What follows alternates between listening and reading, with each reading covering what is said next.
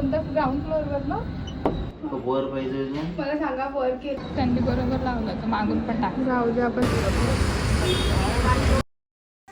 Hey guys welcome back to my channel. तो आज हम जा रहे थे पियर्सिंग कराने के लिए रोकड़े ज्वेलर्स। तो हमने बहुत दिनों से सोचा था कि पियर्सिंग कराएंगे करके। वैसे तो मैंने दो तीन पियर्सिंग कराए थे बट मुझे और एक पियर्सिंग कराना था, तो हम जा रहे थे पियर्सिंग कराने के लिए। ये यहाँ पे हम लोग रेडी हो रहे थे फॉर पियर्सिंग। ऑब्वियसली डर तो लगता है even if it is 4th time, but still मुझे बहुत डर लग रहा था। और फिर हमने पियर्सिंग परचेस करने स्टड परचेस करने के बाद हम लोग चले गए पियर्सिंग कराने के लिए मेल्टिंग रूम। तो यहाँ पे ये पहले इसको मार्क कर रहे थे, फिर उसके बाद वो गन से पियर्सिंग करेंगे। और इसको पता भी नहीं चला कि हो गया करके, इसका रिएक्शन देख के पता चल रहा होगा आपको।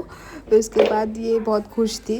फिर मेरा टर्न आया, पर मुझे तो ऊपर कराना था। फिर उसने बोला कि जो आपने स्टड लाया उससे नहीं होता है, बिकॉज उससे शायद हड्डी क्रैक हो सकती है। सो फिर मैंने ड्रॉप प्लान करा और मैं वापस आ गई। और ये मेरी एक्साइटमेंट जो भी थी वो ख़राब हो गई थी।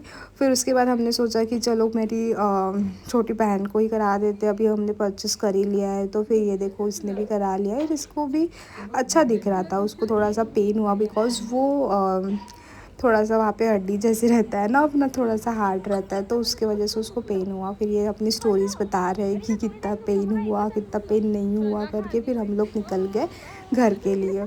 उसके बाद हम लोग चले गए गन्ने का जूस पीने के लिए। रास्ते में हमको ये दिख गया, तो चलो सोचा कि गन्ने का जूस पी के ही घर जाते हैं।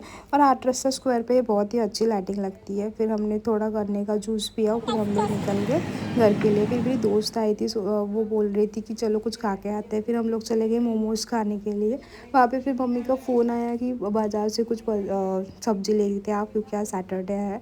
तो फिर मैंने मोमोज़ खाने के बाद मैं चली गई सब्ज़ी खरीदने के लिए। फिर थोड़े से सब्ज़ी खरीदा और फिर हम घर आ गए थे। यही था आज का दिन guys. Thank you for watching. Do like and subscribe to my channel.